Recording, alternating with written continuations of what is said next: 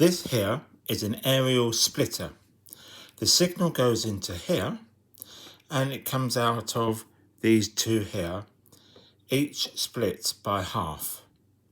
You have here a power pass, and that power pass is normally for an amplifier.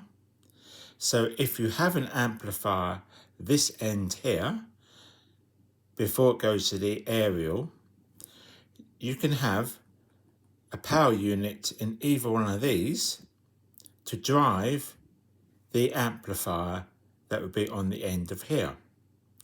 Now these are F plugs and this here is F sockets. The F plugs are connected to the coax cable, and the coax cable would also be connected to these two.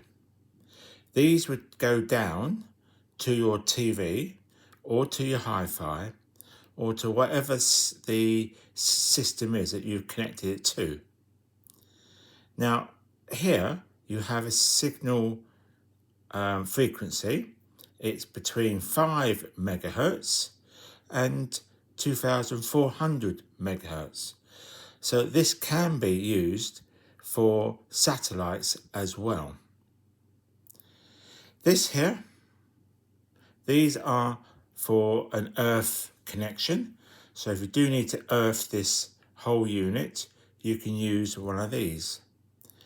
Now the F plugs are very good ones because they screw in to here and here.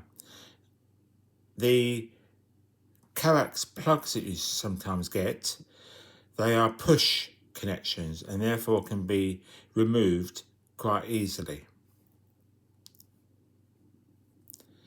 Whenever you do connect these, make sure that the coax cable that would be connected here, the center pin on the coax cable needs to be separate from the braid on the outside. So that is it.